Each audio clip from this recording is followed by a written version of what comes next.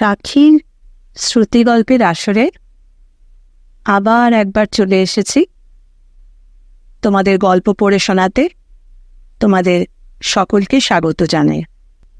আমাদের অনেকেরই কাছে খুব প্রিয় একজন লেখিকা সুচিত্রা ভট্টাচার্য। আমাদের সুখ দুঃখ হাসি কান্না চাওয়া পাওয়া নিজের কলমে প্রতিবিম্বিত করেছেন সুচিত্রা ভট্টাচার্য। তার গল্প আমাদের কোনো অচেনা রূপকথার জগতে পৌঁছে দেয় না, বরং তার গল্পে আমরা অনুভব করি আমাদের নিজেদের জীবন, নিজেদের চারপাশের মানুষগুলোকে। তখন মনে হয় এ তো সুচিত্রার কথা নয়, এ কথা তোমার, এ কথা আমারও। আজ পড়ে শোনাব তার লেখা একটি গল্প, সহযাত্রী। রাজধানী এক্সপ্রেস ছাড়ল ঠিক কাঁটায় কাঁটায় 5টায়। কালো কাচের ওপারে দাদা বৌদির অস্পষ্ট হাতনাড়া মিলিয়ে যেতে সিটে থিত হয়ে বসল রম্মানী। সঙ্গে সঙ্গে ফিরে এলো কেমন অস্বস্তিটা। যা ভয় পেয়েছিল তাই হলো শেষ পর্যন্ত। আপার বার্থে জুটল। এমনিতেই ট্রেনের ওপরের বার্থে ওঠার কথা ভাবলে রম্মানীর গায়ে জ্বর আসে। এই নিয়ে কত ঠাট্টা তামাশা করে দৈপায়ন। তাই আবার আজ সঙ্গে এই দস্যি মেয়ে। শেষ মুহূর্তে টিকিটের জন্য ট্রাভেল এজেন্টদের পায়ে পড়লে বুঝি এইরকমই হয়। 3 ছুঁই ছুঁই বিনতি থম মেরে বসে আছে। দিন 15 দাদু দিম্মা মামা মামি হইহল্লার পর হঠাৎ একা হয়ে একটু যেন মন মরা। রম্মানী আশেপাশে আলগা চোখ বোলালো। 2 টায়ার কূপের সামনে একজোড়া বয়স্ক সাহেব মেম। সাহেবের হাতে ইন্ডিয়া লেখা একটা বই। মেম সাহেবের কোলে ব্র্যাডশ। দুজনেরই চেহারা বেশ লম্বা চওড়া, স্ক্যান্ডিনেভিয়ান পর্যটক বলে মনে হয়। পাশেই জানালার ধারে বছর 45-এর এক ভদ্রলোক, তারই এই লোয়ার বার্থ। দেখে মনে হয় লোকটা বাঙালি, চার্টে কি সাম গুপ্ত যেন নাম ছিল। গুপ্তাও হতে পারে, অর্থাৎ বিহার কিংবা উত্তরপ্রদেশের। জানালায় চোখ আটকে আছে ভদ্রলোকের। পৃথিবী দর্শন চলছে। আধ ফেরানো মুখখানা স্পষ্ট নয়, ফ্রেঞ্চ কাট দাড়িটা ছাড়া। ভদ্রলোককে একবার লোয়ার বার্থটা ছেড়ে দেওয়ার জন্য অনুরোধ করে দেখবে নাকি রম্মানী? সে যাক, এত তাড়াহুড়োর কি আছে। ব্যাগ খুলে রম্মানী চেন তালা বার করল। দাদা স্টেশনে কিনে দিয়েছে, বড় সুটকেসটা বেঁধে রাখার জন্য। আপাত দৃষ্টিতে এ গাড়িতে চোর ছাচোরের উপদ্রব থাকার কথা নয়, তবু সতর্ক থাকা ভালো। জংলা ছাপ কামিজের ওপর সাদা ওড়নাটা গুছিয়ে নিয়ে সামনে ঝুঁকল রম্মানী। চেন ঢোকানোর চেষ্টা করছে সুটকেসের আংটায়। একবারে পারল না, দ্বিতীয়বারেও না, আর তৃতীয়বারে চেন ঢুকলেও হড়হড় করে বেরিয়ে এলো। উফ, বেশ জটিল কাজ তো। অন্য সময় দৈপায়ন বা দাদা কেউ সঙ্গে থাকে, রম্মানীকে এসবে হাত লাগাতে হয় না। আমি কি আপনাকে সাহায্য করতে পারি? রম্মানী চমকে তাকালো।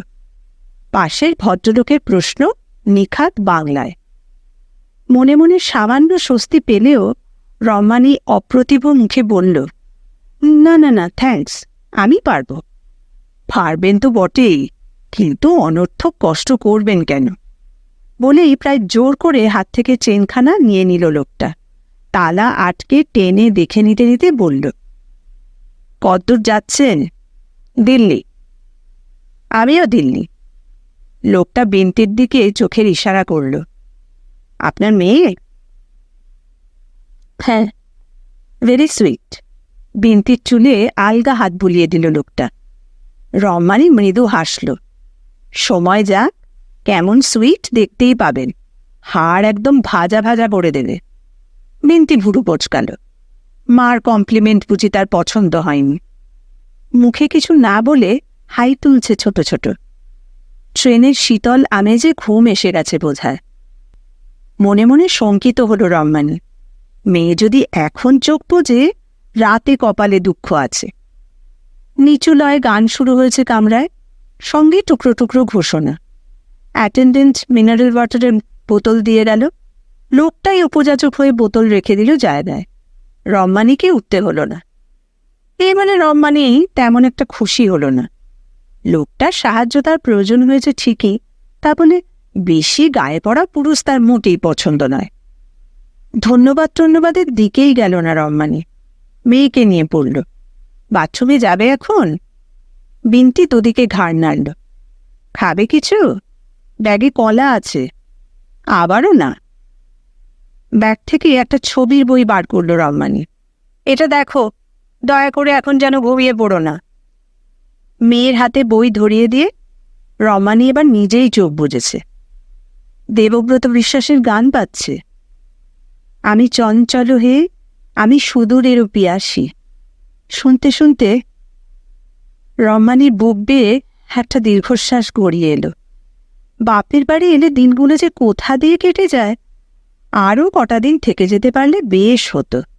বাবার প্রেশারটা বেড়েছে, মার কোমরের ব্যথাটাও। ইন্টারভিউটা আসার আর সময় পেল না। অবশ্য চাকরিটা হয়ে গেলে রম্মানীর ভালোই হয়। বিন্তি এবার স্কুলে ভর্তি হবে। কাজকর্ম যদি কিছু করতে হয় তবে এটাই যথার্থ সময়। না হলে এরপর রম্মানী গেতো হয়ে যাবে। দৈপায়ন যদিও তড়িঘড়ি ফোন করে ইন্টারভিউয়ের খবরটা জানিয়েছে, তবুও যেন চাকরি না পেলেই দৈপায়ন বেশি খুশি হবে। রম্মানী জানে, ইন্নি রে, রান্নাবান্না করে ঘুমিয়ে আর বিন্তির পেছনে দৌড়ে দৌড়ে বুঝি রম্মানী জীবনটা শেষ করবে? অত খায় না। ঝমুঝম শব্দ তুলে শহরতলি পেরিয়ে যাচ্ছে ট্রেন। গতি বাড়ছে, বাড়ছে, বাড়ছে। কে একজন যেন টলমল পায়ে প্যাসেজ দিয়ে চলে গেল। প্যাসেজের ওপারের সিটে এক অবাঙালি ভদ্রলোক মাথার অসুখ নিয়ে ভাষণ দিচ্ছে সঙ্গীকে, হিন্দি আর ইংরেজি মিশিয়ে। লোকটা সম্ভবত ডাক্তার, মনোরোগ বিশেষজ্ঞ। তো মনোরোগ বিশেষজ্ঞরা এত চেঁচায় নাকি? ঈষৎ অপ্রসন্ন মুখে চোখ খুলেই ঝাঁকুনি খেল রম্মানী। পাশের ভদ্রলোকের দৃষ্টি তারই ওপর স্থির। অদ্ভুত তো। রম্মানীর বিরক্তি আরও বেড়ে গেল। সে এমন কিছু উর্বশী মেনকা রম্ভা নয় যে তার দিকে ড্যাব ড্যাব করে চেয়ে থাকতে হবে। উফ, এমন দৃষ্টি গায়ে লাগিয়ে চোখ বুজে থাকাও তো মুশকিল। টান টান হয়ে বসে রম্মানী বিন্তির দিকে ফিরল। বই সরিয়ে রেখে দিব্যি স্কার্টের পকেট থেকে চকলেট বার করে ফেলেছে মেয়ে। একাগ্র মনে মোড়ক খোলায় ব্যস্ত। নির্ঘাত প্ল্যাটফর্মে মামার কাছ থেকে বাগিয়েছে। রম্মানী খপ করে কেড়ে নিল। এখন একদম এসব খাবে না। একটু খাই না। না, কতদিন বলেছি না, চকলেট খেলে দাঁতে পোকা হয়। লোকটা পাশ থেকে ফস করে কথা ছুড়ল। ভুল ধারণা। আমার এক ডেন্টিস্ট বন্ধু বলে চকলেট খেলে দাঁতের কিচ্ছু হয় না, বেশি মিষ্টি খেলে বড় জোর পেটে কৃমি হতে পারে। চোয়ালে চোয়াল কুষল রম্মানী। লোকটাকে সম্পূর্ণ উপেক্ষা করে চকলেটখানা ব্যাগে পুরে দিল। চাপা স্বরে মেয়েকে বলল, একদম অবাধ্য হবে না, বসে বসে ছবি দেখো। মেয়ের গাল ফুলছে। ছবি দেখতে ভাল লাগছে না। তাহলে চুপ করে বসে থাকো। বিন্তির মুখ থমথমে, ঘাড় গোজ। লোকটা এক গাল হাসল, হাত বাড়িয়ে কাছে টানল বিন্তিকে। তোমার মাটা ভারী দুষ্টু, তাই না? বিন্তি নিরুত্তর। তুমি এপাশে চলে এসো, জানালার ধারে। বাইরেটা দেখো কি সুন্দর সবুজ।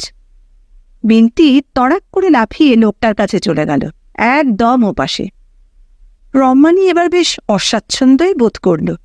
মেয়ে তবু ঢালের মতো এতক্ষণ মাঝখানে ছিল, চলে যেতেই পাশেই লোকটা। যদিও সিট অনেকটাই চওড়া, ঘেঁষাঘেঁষির সামান্যতম সম্ভাবনাও নেই, তবু এমনটাই মনে হলো। মেয়েকে কড়া গলায় ডেকে নেবে এপাশে? থাক, দৃষ্টিকটু দেখাবে। ট্রেনের লোক চা বিস্কুট দিয়ে গেল। রম্মানী চুমুক দিচ্ছে চায়। গরম তরলে শরীরের শিথিল ভাব কেটে গেল অনেকটা। লোকটা একটা বিস্কুট তুলে দিয়েছে বিন্তির হাতে। অম্লান বদনে খাচ্ছে মেয়ে। জমিয়ে গল্প জুড়ে দিয়েছে। তোমার নাম কি গো? আঙ্কেল। ও মা, আঙ্কেল আবার কারোর নাম হয় নাকি?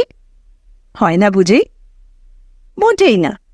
আমি তোমাকে আঙ্কেল বলতে পারি, কিন্তু তোমার তো একটা নাম আছে, ভালো নাম। আমার যেমন প্রজ্ঞা পারমিতা।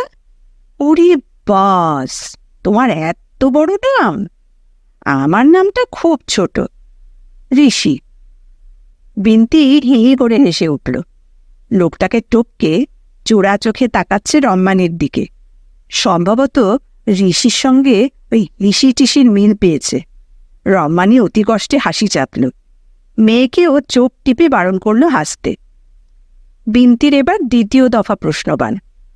তুমি কি দিল্লিতে তোমার বাবার কাছে যাচ্ছ আঙ্কেল? না তো, ওখানে তো আমার বাবা থাকে না। কোথায় থাকে? ওপরে।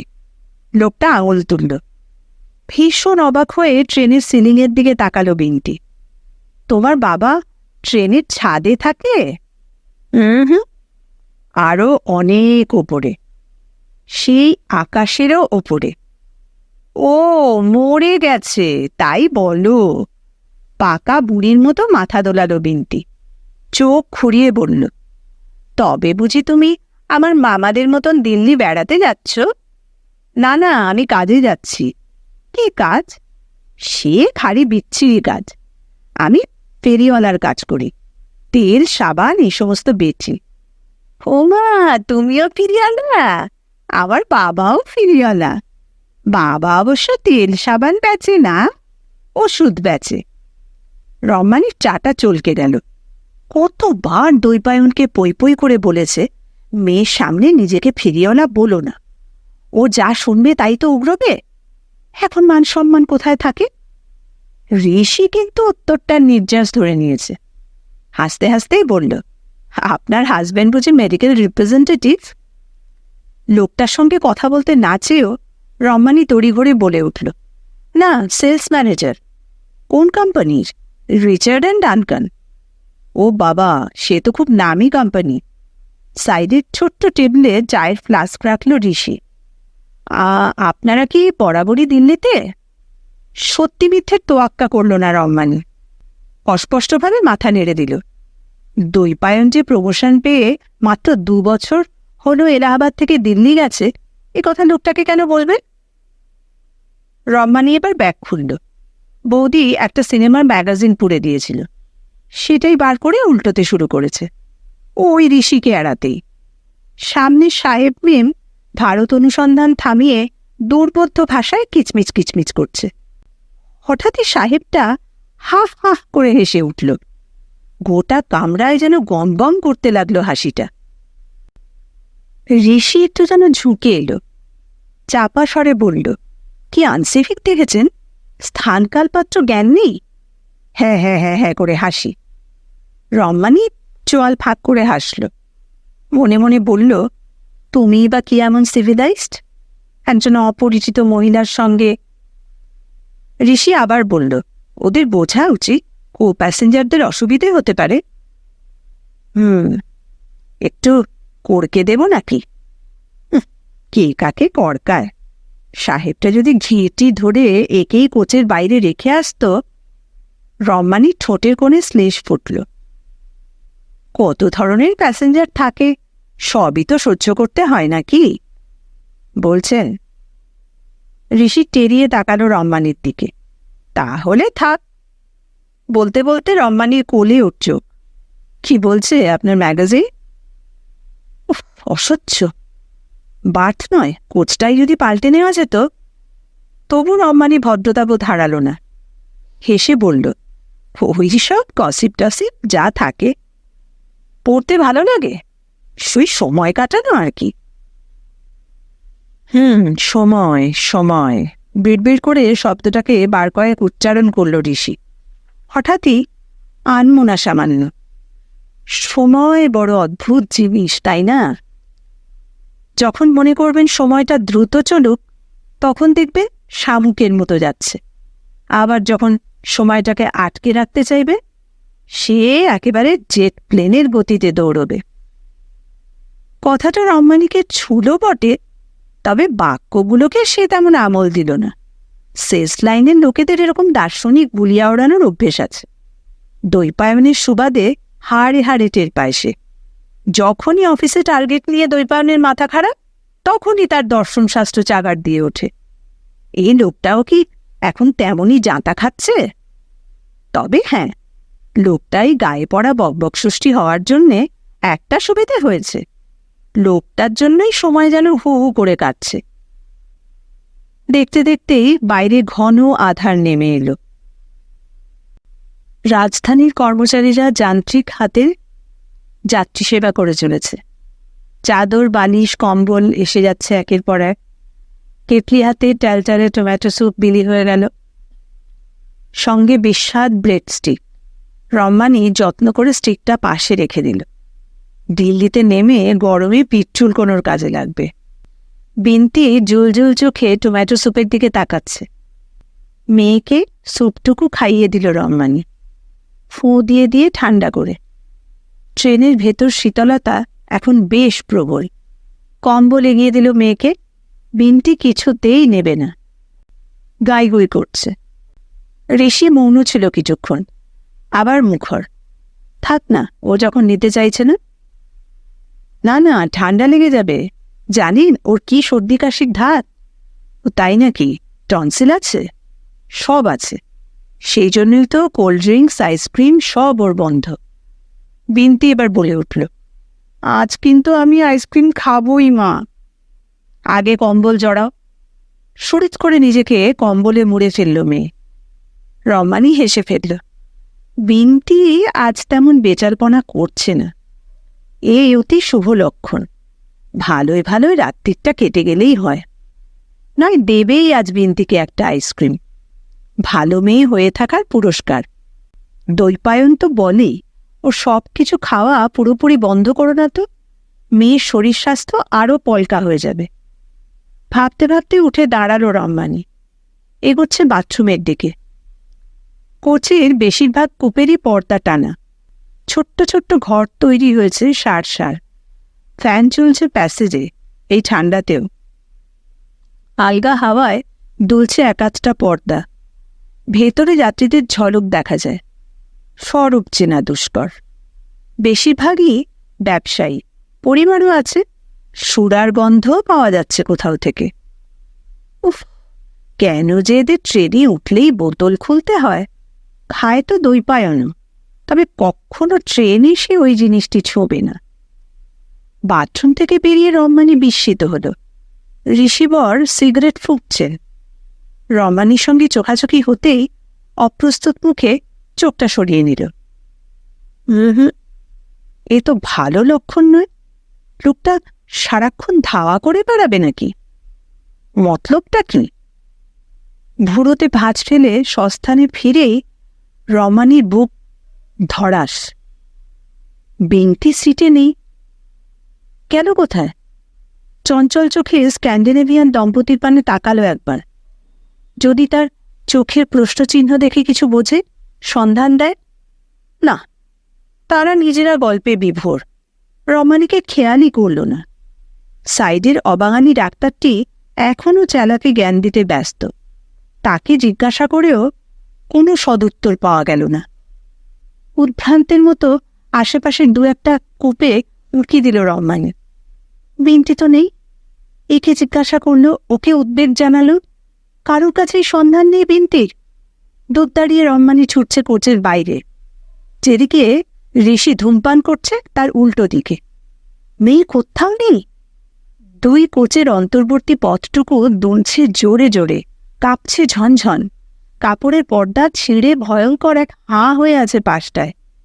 এদিকে লোকজনও নেই। যদি যদি মেয়ে রেলিং ধরে ধরে ওদিকে যেতে গিয়ে হঠাৎই যেন হাঁটুর জোর কমে গেল রম্মানির। ধর্মর করে ঢুকেছে পরের কোচে। না, ভোঁভা। আরও কি দূরে যেতে পারে বিন্তি?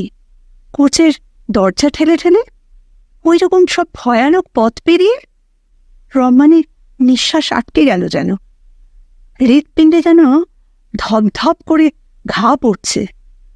ছুটতে ছুটতে আবার নিজের কোচে ফিরল। এক মুহূর্ত নজর নতস্থ। তারপর আবার দৌড়েছে ঋষির কাছে। আচ্ছা, বিন্তি কোথায়? রমানি হাঁপাচ্ছে। কেন, সিটে নেই? ট্রেন যাত্রীর অ্যাস্ট্রেতে সিগারেট বুঝল ঋষি। না, এদিকে আসেনি। না তো, আমি যখন উঠে এলাম তখনও তো বসেছিল। আশ্চর্য, আপনার ভরসায় মেয়েটাকে ছেড়ে গেলাম আর আপনি দিব্যি উঠে চলে এলেন। রমানি সংযম ভুলে খিচিয়ে উঠল। অদ্ভুত লোক তো আপনি, ইরেসপন্সিবল। ঋষির মুখ পাংশু হয়ে গেল। সরি সরি সরি, আমি দেখছি। কি দেখবেন? আমার মেয়ের কিছু হয়ে গেলে আমার মেয়েকে ফেরত দিতে পারবেন? অনকের জন্য যেন থমকালো ঋষি। কেমন এক বিচিত্র চোখে তাকালো। পরক্ষণই দ্রুত ছুটে গেছে ভেতরে। পেছন পেছন দরজা ঠেলে রম্মানিও। কূপের সামনে এসেই ঋষি আঙুল তুলল। ওই তো আপনার মেয়ে। তাই তো। রম্মানি একেবারে হাঁ। ওপরের বার্থে বাবু হয়ে বসে আছে বিন্তি। ট্রেনের সঙ্গে ছন্দ রেখে নির্বিকার এদিক ওদিক দুলছে। পাগল পাগল হয়ে রম্মানি ওপরে তাকাতেই ভুলে গিয়েছিল। পাশের লোকের চোখ এড়িয়ে কখন টঙে চড়ে বসে আছে মেয়ে। কি সাংঘাতিক! রম্মানি এতবার দৌড়দৌড়ি করল, একবার সাড়াও দিল না। রম্মানি প্রায় চেঁচিয়ে উঠল। এই, না বলে উঠেছিস কেন? আরে এটাই তো আমাদের জায়গা, 38। ভয় ডর নেই তোর? উঠতে গিয়ে যদি পড়ে যেতিস? ইস, এ তো স্লিপে ওঠার চেয়েও সহজ। তুই শুধুমুধু ভয় পাও, দেখবে লাফ দিয়ে নামবো। রম্মানি হাঁ হাঁ করে উঠতে যাচ্ছিল, তার আগেই পাকা ফলটির মতন বিন্তিকে পেড়ে নিয়েছে ঋষি। আবার বসিয়ে দিল জানলার ধারে। উদ্বেগের বেলুন ফেটে যেতেই ভেতর থেকে কুঁকড়ে গেছে রম্মানি। ছি ছি ছি ছি, অকারণে লোকটার সঙ্গে খারাপ ব্যবহার করল। ও কি দৈপায়ন যে ওর ওপর মেজাজ দেখানোর অধিকার আছে রম্মানির? একটা অচেনা অজানা লোক, বিন্তিকে সে সামলাবেই বা কেন?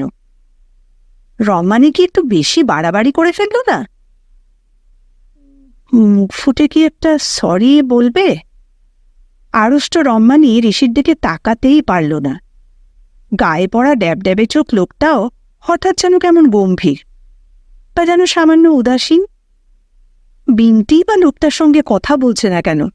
তাহলে অন্তত একটু গুমোট ভাবটা কাটে। রাতের খাবার যথাসময়ে হাজির। বিন্তির খাওয়ার কিন্তু প্রচুর বায়নাক্কা।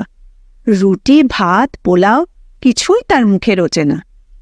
আজ কিন্তু দিব্যি খানিকটা ফ্রাইড রাইস মুখে নিল। ফিশ ফ্রাই খুঁটল একটু। মুরগিও। খেতে খেতেই মেয়ের চোখে নিদ্রা দেবী ভর করেছে। টেনে হিঁচড়ে কোনো ক্রমে একবার বাথরুম ঘুরিয়ে আনতে না আনতেই একেবারে কাদা। কে বলবে এই মেয়ে একটু আগেই আইসক্রিম খাবে বলে শাসাচ্ছিল? রম্মানি মহা ফাঁপড়ে পড়ে গেল। ঘুমন্ত এই মেয়েকে এসে এখন ওপরের বার্থে তোলে কি করে? আরে একবার দেখল ঋষিকে, চাকুম চুকুম আইসক্রিম খাচ্ছে লোকটা। মরিয়া হয়ে বলে ফেলবে অসুবিধের কথা। নিশ্চয়ই মুখের ওপর না বলে দেবে না। সুযোগই পেল না রম্মানি। শূন্য আইসক্রিমের কাপ হাতে ঋষি উঠে উধাও আচমকা। ফিরছেই না, ফিরছেই না। তীর্থের কাক হয়ে বসে আছে রম্মানি। এদিকে ভোজন পর্ব শেষ হতেই কূপে কূপে আলো নিভতে শুরু করেছে। বক্তৃতাবাজ ডাক্তার ঢেকুর তুলতে তুলতে ওপরে উঠে কম্বল মুড়ে শুয়ে পড়ল। সাহেব মেমো চাদর বিছোচ্ছে। একটা বই হাতে সাহেব উঠে পড়েছে দোতলায়। Reading light জ্বেলেছে। মেম সাহেব ব্যাগ হাতড়ে ইয়া বড় টিস্যু পেপার ববলে বাথরুমে চলে গেল। মৃদু গুঞ্জন চলছিল কামরায়, আস্তে আস্তে কমছে কমছে। ঋষি ফিরল। ফিরেই পর্দা টেনে দিল। বসল না, দাঁড়িয়ে দাঁড়িয়েই জল খেল খানিকটা।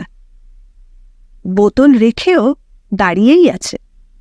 রম্মানি ঢোক গিলে প্রস্তাব পেশ করার আগেই ঋষি বলে উঠেছে, একটা রিকোয়েস্ট করব ম্যাডাম, যদি কাইন্ডলি কিছু মনে না করেন। রম্মানি চোখ তুলল। যদি কাইন্ডলি আমাকে ওপরের বার্থটা ছেড়ে দেন, লোয়ার বার্থে আমার ভালো ঘুম আসে না। রম্মানির বুকটা চলকে উঠল। সত্যি কি লোকটার অসুবিধে হয়, নাকি তাকে অস্বস্তি থেকে মুক্তি দিতে নিজে থেকেই? নির্ভার রম্মানি শুয়ে পড়েছে মেয়ের পাশে। ঋষি নিজের সুটকেস ওপরের বার্থে তুলে পাজামা টাজামা বের করছে, আবার বাথরুমের দিকটায় চলে গেল। আরও তন্দ্রায় রম্মানি টের পেল সুরার মৃদু গন্ধ নিয়ে ফিরল লোকটা। এক মুহূর্ত না থেমে উঠে গেল মাথার ওপর। গন্ধটা পাক খেতে লাগল কূপে, কেমন যেন একটা চোরা উচ্ছ্বাসের মতো। বিরক্ত হতে গিয়েও হতে পারল না রম্মানি। কেমন যেন মনে হলো এ এক ধরনের শোধবোধ। তারপর ঘুমিয়েও পড়ল ধীরে ধীরে। মাঝরাতে ঘুম ভেঙে গেল রম্মানির। ট্রেনের তুলনিটা নেই, থেমে আছে ট্রেন। বোধহয় সেই জন্যই মাথা তুলে জানলায় চোখ চালালো রম্মানি। ঘোর কালো অন্ধকারে গোটা কয়েক কমলা ফুটকি কোথায় এলো? কেন কেন থেমেছে ট্রেন? সিগন্যাল পাইনি নাকি? শিথিল মেজাজে জল খেলো একটু। রাত্রে ঘুম ভাঙলে খায়। তারপর কোচের আলো ছায়া মারিয়ে বাথরুমে গেল। রাতে ঘুম ভাঙলে যায়, অভ্যেস। দুপাশের বিচিত্র নির্যাতধ্বনির মাঝখান দিয়ে ফিরে আবার এক ঠোক জল খেল। শোয়ার আগে খায়, অভ্যেস। তখনই চোখ পড়ল ৩৮ নম্বর বার্থের মানুষটাকে। কম্বল গায়ে নেই, সরতে সরতে নেমে গেছে পায়ের কাছে, ঝুলছে। আর কেমন যেন একটা অদ্ভুত ভঙ্গিতে মুটিয়ে মুটিয়ে শুয়ে আছে লোকটা। পর্দার ফাঁক দিয়ে প্যাসেজের নীল আলোর চিলতে এসে পড়েছে অন্দরে।